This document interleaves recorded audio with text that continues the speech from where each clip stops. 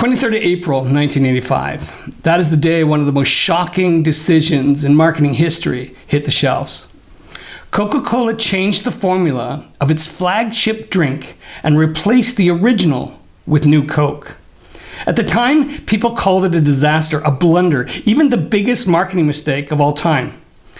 But I want to make a stronger argument than that.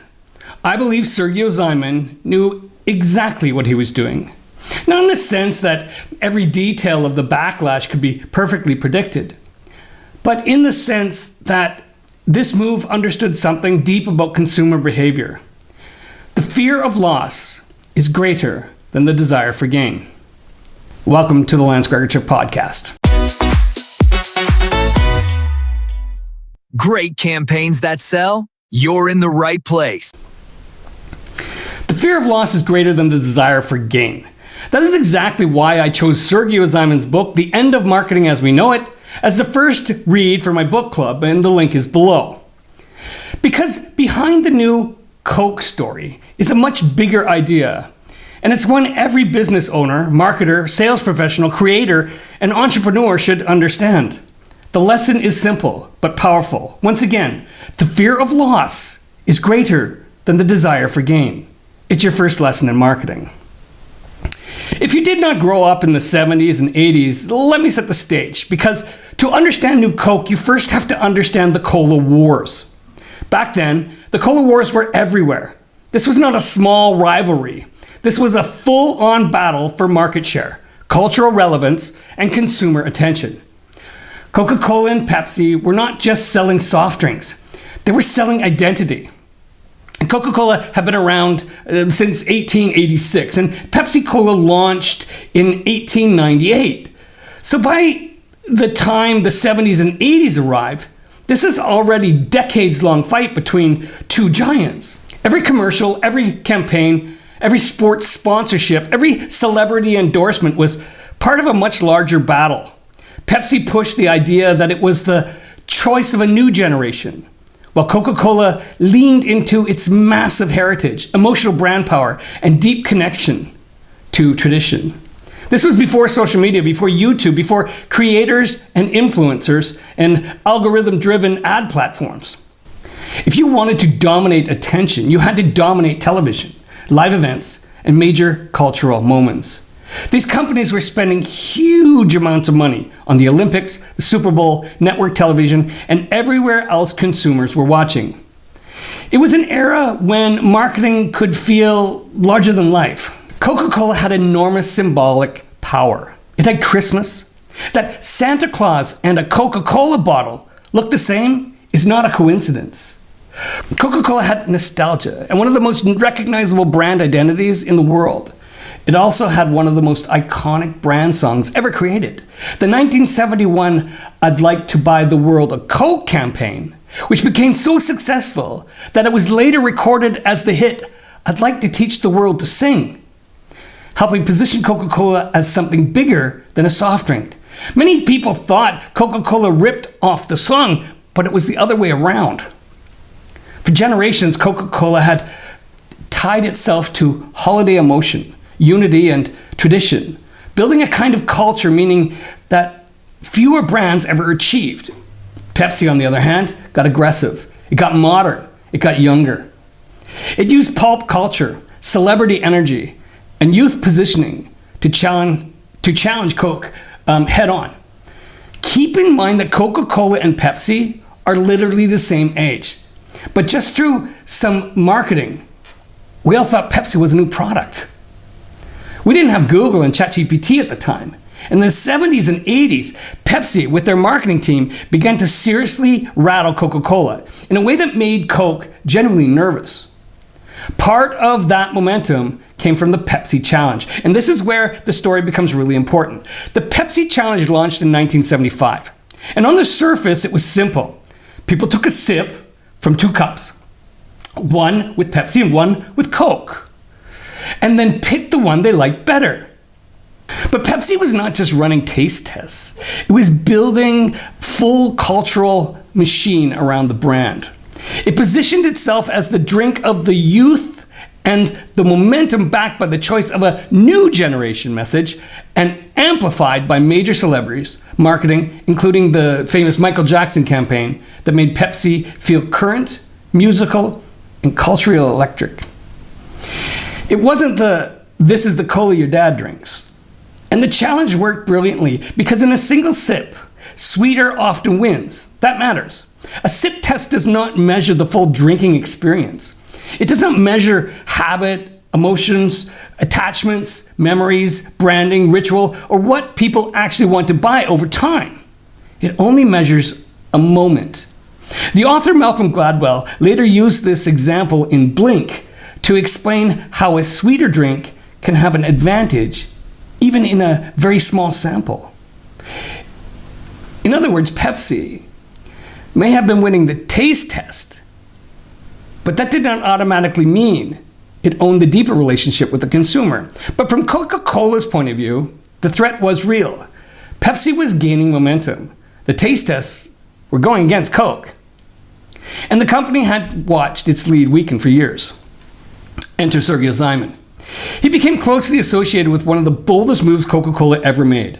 The company reformulated Coke. They reformulated Coke into a sweeter product designed to perform better in taste tests. And on April 23rd, 1985, Coca-Cola launched New Coke. This is not presented as some side flavor or limited test. It replaced the original formula in the market. And that's what made the reactions explosive. And this is why my thesis matters. I do not think this was blind incompetence. I think Simon understood that forcing the market to confront the loss of the original Coke would trigger a far deeper emotional response than simply asking people whether they still liked it. What happened next is what turned this from a product launch into a legend. Consumers were furious. People stockpiled the original Coke. They wrote letters. They called the company headquarters in huge numbers. The backlash was emotional, loud, and immediate because Coca-Cola had done something much bigger than taste.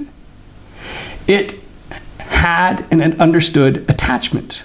And I'll remember that moment personally. I was 16 at the time, and my dad never kept Coca-Cola in the house.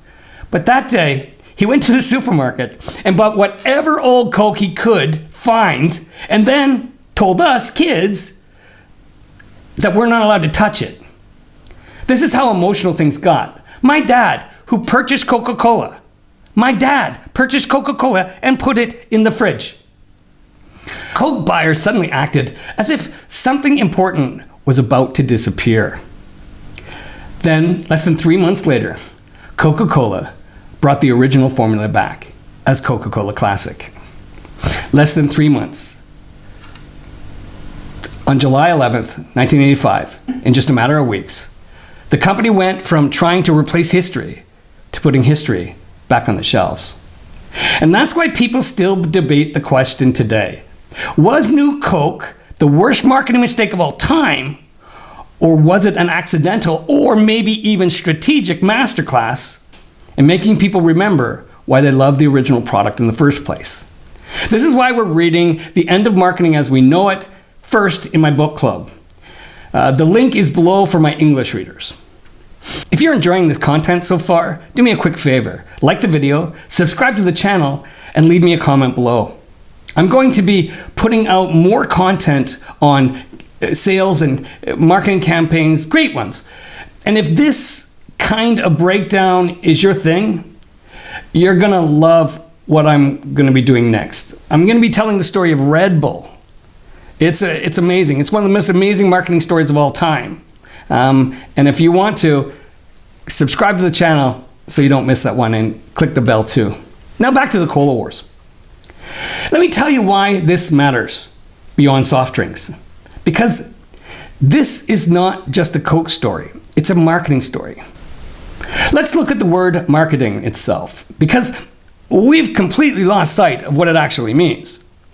The root word is market, which comes from the Latin, the physical place where people go to trade, buy, and sell.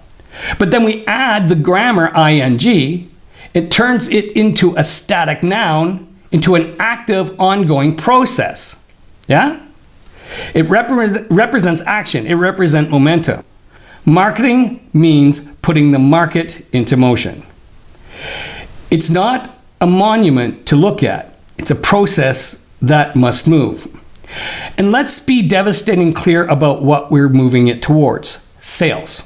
Marketing is not about collecting likes. It's not about racking up views. It's not about getting digital thumbs up or accumulating comments from people who will never buy from you. If your market moves people to double tap a screen, but doesn't move them to open their wallets, it is failing. Marketing must move the markets, and moving the market means driving results. Now look, I know what some of you are thinking, but wait, views do make money now. YouTube pays for views, TikTok pays for views. Going viral can put money in the bank account, and you're 100% right. In the creator economy, attention is a currency. But here's the distinction we need to make on this show. Views, likes, and shares are raw materials. They are the sparks, but they are not the fire. If you have 1 million views, but no back-end offer, no product, no service, no customer retention, if you don't have a business, you have a lottery ticket that hit once. Views can open the door to revenue, but sales lock the door and build the house. We cannot confuse the applause of a view with the commitment of a transaction. Monetized views are just the first step of the sale. They're not the end game. Some people love to act like marketing is consistently being reinvented. Digital marketing, social media marketing, TikTok marketing, AI marketing, funnel marketing, growth marketing, and yes, the tools change, the platforms change, the media change. But the core job of marketing does not change. Marketing is about movement. It is about influencing attention, perception, desire, memory, and action. It's about helping people notice, care, design, and buy. So when someone tells you they have discovered a completely new form of marketing that rewrites all the old rules, be careful. Usually the principles are not new. It's just the packaging is. So when Sergey Zyman says, the end of marketing as we know it, he's being ironic. As I said, and I will say again, rule number 1 of marketing is the fear of loss is greater than desire for gain. That is the lesson I want you to sit with in this story. And if you don't like and subscribe right now to this video, I won't make the video how Red Bull actually became a #1 soft drink because of some really lazy German bureaucrat. Or I won't make the video about Lululemon. It's such a crazy marketing story. Or the marketing success of Aldi. I won't make that. If you don't like and subscribe, I won't make that video. And one of my favorites videos that I won't make if you don't like and subscribe is the rise and fall and rise again of Harley Davidson. So like and subscribe to my channel and make a comment below or I will not make those videos. Yeah, you know I will make the videos, but the fear of loss is greater than desire for gain. And do you know what rule number 2 is in marketing? I will talk about when I'm talking about Red Bull. When life gives you sour lemons, you make lemonade. That's what Red Bull did. Did you click the notification bell? Do you want to miss that post? Okay, but let's go back to Coca-Cola now. People love Coke. That was never the issue. The issue was that love was not fully translating into the buying behavior at the level Coca-Cola wanted, while Pepsi was gaining ground. If you believe love alone protects a brand, New Coke proves otherwise. Consumers can love a product, speak warmly about it, feel nostalgic about it, and still don't purchase it. So the question becomes, how do you wake people up? How do you make them feel the value of something they've started to take for granted? One answer, whether you agree with it or not, you take it away from them. Or at least you make people feel the possibility of losing it. The moment Coke disappeared, people suddenly remembered what it meant to them. Not just as a drink, but as a piece of memory, habit, and identity. And that is why the public reaction was so intense. Even people who did not drink Coca-Cola every day had a relationship with it. It was part of a family routine. The restaurants, road trips, vending machines, holidays, ball games, all kinds of ordinary moments people actually remembered when they drank their first Coke. When the original vanished, it did not feel like a product update. It felt like something familiar had been removed from the culture. That is what made the return of the original formula so powerful. When Coca-Cola brought it back, it did not just restore a beverage. It restored a memory. It restored trust for a huge number of consumers. Now, I know that some people will disagree with this. And of course, none of us can prove every private intention in that boardroom. But my reading of the case is that Sergio Zyman knew far more than he was often given credit for. Whether or not every consequence unfolded exactly as planned, the move makes sense if you understand marketing as the management of attention, emotion, and behavior. New Coke did not just taste test. It forced millions of people to rediscover their attachment to the original. And that is exactly why I see it not as a random corporate mistake, but as a sharp, high-risk demonstration of how powerful perceived loss can be. This is the principle: the fear of loss is always greater than the desire for gain. So let me ask you, what would you have done if you were in that room in Coca-Cola in 1985? Would you have launched a new flavor and left the original untouched? Would you have doubled down on brand advertising? Would you have changed packaging, price, or distribution? Or would you have done the unthinkable and taken the original away?